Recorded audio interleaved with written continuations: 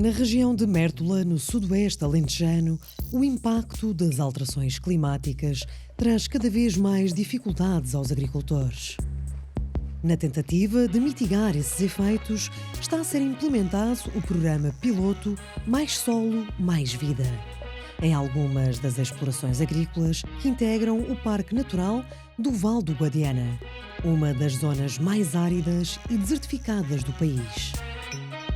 O principal objetivo é tornar o montado mais bem adaptado ao impacto das alterações climáticas, procurando combinar simultaneamente o aumento da produtividade com a preservação dos valores naturais daquela área protegida. Neste território que tem uma alta vulnerabilidade, aquilo que é o risco de certificação, não é? E tem também uma alta vulnerabilidade, aquilo que vão ser os efeitos das alterações climáticas, não é? Ainda em dia como hoje, que temos aqui aparentemente alguma umidade, não é? É uma umidade que no fundo não é suficiente nem é significativa, não é? No contexto do território, um bocadinho mais vai abrir e vai haver aqui sol e vamos ver no fundo como esta paisagem tem vindo a mudar. De fato agora estamos saindo de 2 anos de seca, não é? Que tem sido muito profunda, com elevado impacto em aquilo que é a produção vegetal. Nós conseguimos ver, por exemplo, que aun quando vemos alguma vegetação, portanto algumas herbáceas que podem vir alimentar o gado, não é? É muitíssimo pouco. E isto, no fundo, tem vindo a trazer grandes consequências, não é? Portanto, além deste contexto climático, comentar que isto também tem um efeito socioeconómico e um efeito na fixação de populações. Portanto, quando nós falamos de territórios que têm pouca rentabilidade e poucas oportunidades, no fundo, devido a este contexto climático, a estas restrições, não é? Poucas oportunidades produtivas, isso também se reflete na quantidade de pessoas que este território consegue, no fundo, acolher e fixar. O programa territorial, que começou a ser desenhado há 2 anos e está agora na fase final de execução, juntou vários intervenientes, desde a academia aos agricultores. Deste trabalho de cooperação e partilha resultou a definição de 10 boas práticas agro-silvopecuárias de combate à degradação do solo que estão a ser instaladas em algumas explorações da região. A ADPM, a Associação de Defesa do Património de Mértola, junto com a Cooperativa Agrícola do Guadiana, a Natural Business Intelligence, a Universidade do Algarve e em cooperação também com a Universidade de Évora e ainda com um parceiro do país doador, não é? Estabelecemos esta iniciativa, que é o Programa Territorial Mais Solo Mais Vida, é um projeto que é financiado pelo programa EA Grant. E o que pretende, portanto, é um projeto que pretendia financiar iniciativas que lutassem contra a desertificação e promovessem a adaptação a alterações climáticas através de ações concretas, e isso que é o nosso projeto. É um projeto piloto, que o que pretende é atuar no âmbito e no território do Parque Natural do Vale do Guadiana, promovendo a implementação de boas práticas. Nós temos 10 boas práticas, grupos de boas práticas, através das quais o que pretendemos é revertir essa fragilidade que o território tem, e pretendemos, no fundo, dar ferramentas aos agricultores para lutar contra estas condições climáticas adversas que se têm vindo a promover. Nós procuramos soluções para que a atividade seja mais rentável, para que diminua a pressão sobre o território. Também estamos a melhorar as condições ambientais deste espaço, não é? E que é o objetivo do projeto, não é? No fundo, conseguir essa articulação entre um incremento da produtividade que fixe a população e uma produtividade que contribua, não é, para os valores naturais que aqui temos. Tal como o nome do projeto indica, o solo é o grande alvo destas práticas, já que este recurso natural desempenha um papel vital na produção agropecuária. No entanto, a maioria dos solos da região, tal como no resto do país, apresenta um teor de matéria orgânica muito baixo e são geralmente pouco férteis. O solo é o grande foco do projeto, portanto o programa territorial tem a ver com esta atuação em um território definido, não é? Que é o Parque Natural do Vale do Guadiana, e mais solo, mais vida, porque estes 2 grandes conceitos estão ligados, não é? O solo é o grande sustento da vida, e nele ocorrem e ele é afeto por grande parte das intervenções que ocorrem no nosso território. Nós o que temos vindo a assistir, por exemplo, é uma grande mortalidade do arbolado, O arvoredo e as árvores têm um papel fundamental no território, diminuem a temperatura, criam movimento de vento também, e que o que além disso provocam, não é? Provocam também um aporte em termos de material vegetal que vai contribuir para este solo. A fim de controlar a erosão e aumentar a infiltração de água no solo, uma das medidas adotadas passou pela criação de um bosquete, onde foram plantadas diferentes espécies de árvores e de arbustos. É uma pequena área que vai criar aqui um hotspot de semente e no futuro de abrigo, para que todos os seres vivos aproveitem dela e possam fazer a distribuição e reflorestar a zona envolvente. Este bosquete temos aqui por duas vertentes, uma vertente mais abaixo em que temos junto de uma linha de água que vem ajusante da barragem, e depois temos uma vertente mais acima, uma vertente mais seca. Ou seja, quando implementámos as plantas tivemos esse cuidado. Temos, por exemplo, lá em baixo tamus e loendros, que são plantas que se dão bem na linha de água, e depois temos cá em cima plantas de zambujeira, alfarrobeiras, medronheiros, pirriteiros, e portanto são plantas que têm o seu habitat bem definido. Criamos pequenas áreas com uma diversidade muito grande de plantas e de arbustos, para que os animais possam se abrigar, possam usufruir e repovoar e reflorestar a zona envolvente. Precisamos de árvores, precisamos de sombra, precisamos de alimento, tanto para os animais de produção como para a fauna silvestre, e por isso, com pequenas áreas, pequenos matos, pequenas áreas de bosquete, conseguimos fazer essa situação. As azinheiras e os sobreiros são a imagem de marca do Montado. Mas, por vezes, as jovens árvores destas duas espécies são alvo do apetite dos animais. Para contornar este obstáculo e assim se promover a regeneração natural destas espécies, a solução passa pela instalação de protetores que permitam que as jovens árvores cresçam vigorosamente. Estamos numa área em que temos muitas azinheiras e temos o problema que cada vez temos menos regeneração. Ao facto de ter menos regeneração, temos os animais que estão frequentemente no campo e, como não têm muita comida à disposição, começam então a morder aqui estas pequenas azinheiras que vão nascendo espontaneamente.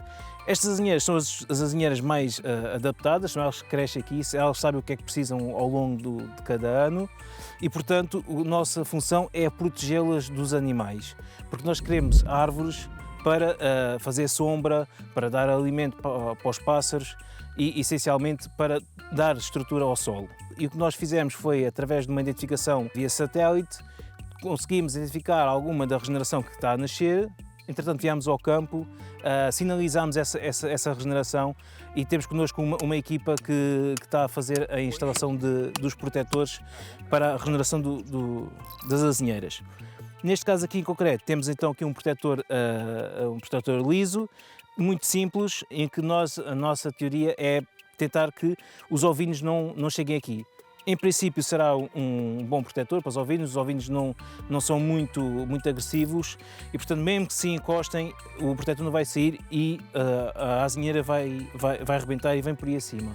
O desenvolvimento das jovens árvores vai ser objeto de avaliação, para que, se tudo correr bem, sem sobressaltos, dentro de 5 anos, no máximo, os protetores são retirados, podendo ser reaproveitados e instalados noutras árvores.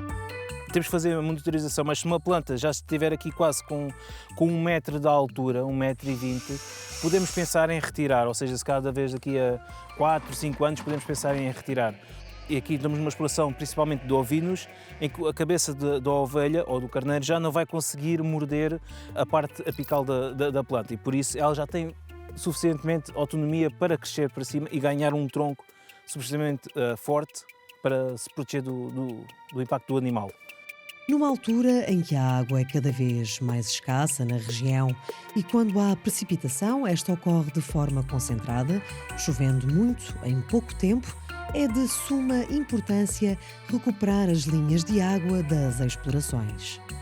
E este é um trabalho que também está a ser feito em parceria com a Universidade do Algarve. É importante a recuperação das linhas de água não só a linha de água propriamente dita, mas toda a rede de drenagem de uma bacia hidrográfica. As intervenções ao nível dos recursos hídricos e da rede hidrográfica devem ser integradas ao nível da bacia. Neste caso, a designação desta linha de água é o Barranco da Vila e tem esta designação exatamente barranco, porque só tem água após períodos de chuva intensa. A maior parte das linhas de água, quer aqui no Alentejo, quer no Algarve, são de regime efêmero, ou seja, a maior parte do tempo não tem água.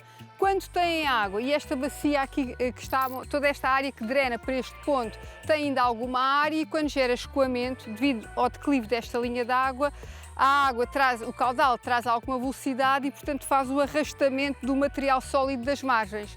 Como consequência, ficamos com este aspecto das margens degradadas e sem qualquer tipo de coberto, sem qualquer tipo de galeria ripícola. Uma das medidas essenciais para restaurar as linhas de água consiste na plantação de vegetação ripícola para garantir a proteção das margens em períodos de inundações. A nossa intervenção ao nível deste projeto Mais Solo, Mais Vida, tendo como objetivo a recuperação do solo e da água, porque são dois componentes, são dois capitais naturais que estão interligados e não há recuperação de um sem o outro, portanto tem que ser uma abordagem integrada ao nível da bacia. Vai incidir na recuperação desta linha de água, recorrendo à utilização de técnicas no domínio da chamada engenharia natural, ou seja, com recurso a material da região, rochas, madeira e plantas características deste ecossistema, nomeadamente o luendro, a tamargueira, o tamus. Não nos podemos esquecer que estamos num parque natural que tem requisitos específicos em termos de intervenção. Outras das boas práticas implementadas para ajudar a reter e a conservar a água na paisagem prende-se com a instalação de ilhas flutuantes de cortiça, com plantas depuradoras nas charcas das explorações.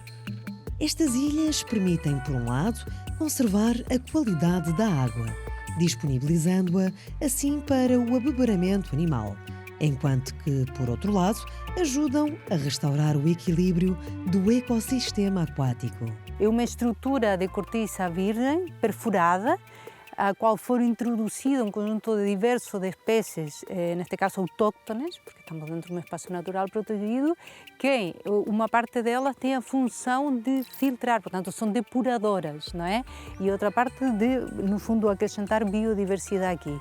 Que o que esta ilha faz? Esta ilha faz é tentar melhorar a qualidade deste espelho de água, um espelho de água que é fundamental, portanto ele é enchido de forma natural com águas chuvas, não é? E é daqui também que os animais bebem, não é? Portanto o passo a seguir vai ser vedar esta barragem, esta pequena barragem, que depois bombar a água para os animais beberem fora, de tal forma que conservamos a qualidade desta água e a sua quantidade também. Nos últimos anos, os agricultores têm vindo a sentir de forma cada vez mais intensa os efeitos das alterações climáticas no campo. Para o presidente da Cooperativa Agrícola do Guadiana, João Madeira, entidade parceira deste programa territorial, só através da gestão sustentável do solo é possível as explorações sobreviverem ao desafio climático. É preciso olhar para o solo e alterar algumas práticas de gestão no sentido do salvaguardar e do proteger e, por outro lado, ensinar os agricultores formas de melhorar o solo, de acrescentar valor ao solo que, na verdade, são uma e outra dimensão, são ambas concorrentes para o aumento da resistência e da capacidade de aguentar este desafio das alterações climáticas ou da instabilidade climática dos últimos anos, que fustiga muito significativamente esta região. Para enriquecer o solo, tornando-o mais fértil e produtivo, não há nada mais benéfico do que recorrer à aplicação de um fertilizante natural. A empresa de desenvolvimento e infraestruturas do Alqueva, EDIA, que produz composto orgânico há vários anos, nas unidades de recirculação de subprodutos do Alqueva, está a partilhar junto dos agricultores do programa Mais Solo, Mais Vida, a forma mais eficiente de produzir este alimento do solo. Efetivamente, o nosso papel, neste contexto e com estes agricultores, é promover e transmitir know-how de como se faz compostagem. Existe neste território muitos subprodutos orgânicos, portanto, nesta exploração aqui há muito estrume, há palhas velhas, noutras haverá folhas, bagaço, capoto, palhas de alho, enfim, uma variedade muito grande de materiais que, se não forem corretamente compostados, vão ser um problema ambiental, ou seja, este estrume, se for deitado para uma linha de água, é um problema ambiental, mas se for compostado é uma mais-valia ambiental. Muitas vezes este trabalho que nós fazemos é mostrar como é possível. Um agricultor, por exemplo, que tenha um olival, se conseguir aumentar 1% de matéria orgânica, pode poupar 25% da água que gasta por ano. E poupar 1/4 da água, só por ter um melhor solo, é uma grande mais-valia. Isto é que é o uso eficiente da água. A compostagem é uma técnica de valorização de subprodutos orgânicos de baixo investimento, transformando resíduos agropecuários num produto de enorme mais-valia para a regeneração do solo. A compostagem o que faz é ter uma pilha com muitos materiais misturados, na qual esta máquina que está aqui a trabalhar mistura os materiais, no fundo dá-lhes oxigênio, é uma reação aeróbica, e depois tem que se introduzir um pouco de água para alimentar as bactérias que fazem aqui a grande magia, que é a curva térmica. No fundo, o que está a acontecer numa pilha de compostagem é um processo térmico em que os materiais vão sendo cozinhados e vão estabilizando. O composto termina o seu processo, quando ele está feito, nós podemos aplicar no solo e ele vai ficar lá durante muito tempo. No fundo, há um sequestro de carbono, há a retenção da água, há nutrientes para o solo, há o combate à erosão, que é feito por este composto estabilizado. Se ele não tivesse estabilizado, não consegue transmitir essa mais-valia ao solo. E, portanto, tem que ser nesta pilha, com alguma dimensão, como esta, que este processo acontece, porque só numa pilha com 1,5 m de altura, 1 metro, é que a temperatura consegue, de facto, fazer esse processo. O recurso a um revolvedor, uma máquina que mistura os diferentes materiais orgânicos da pilha de compostagem, é essencial para estabilizar o composto.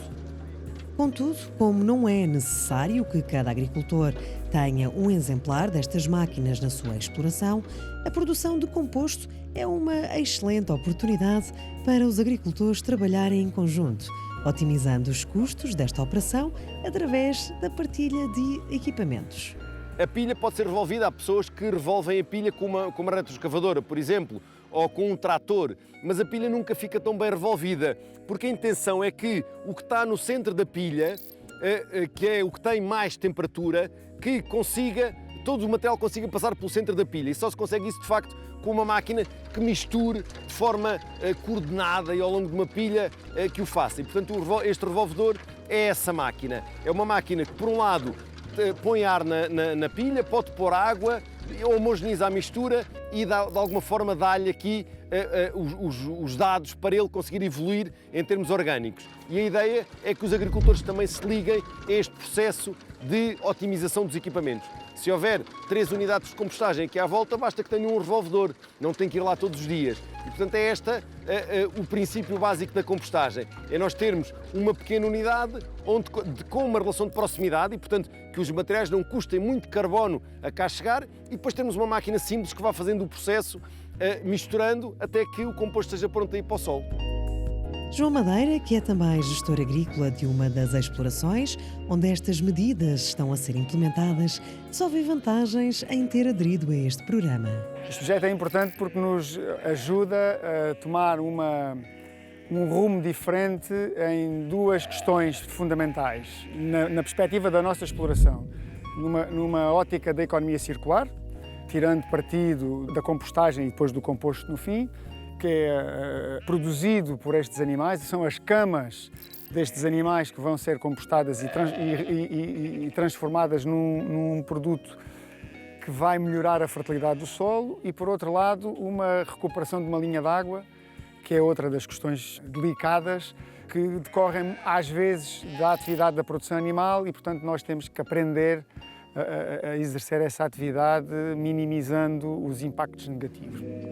Parte do trabalho dos investigadores da Universidade do Algarve envolvidos neste programa concentrou-se em calcular os custos de cada uma das boas práticas, de forma a fornecer estes números aos agricultores, já que tão importante como a sustentabilidade ambiental é a viabilidade económica do negócio.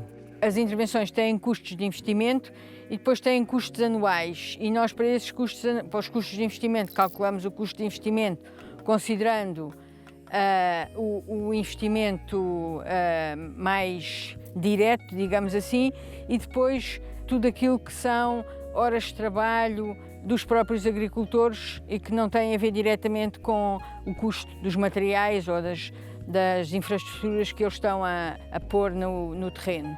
E depois temos os custos anuais, em que fazemos uma conta de cultura para cada uma das atividades para determinar os custos anuais. Nós precisamos saber exatamente quanto é que custa cada uma das intervenções.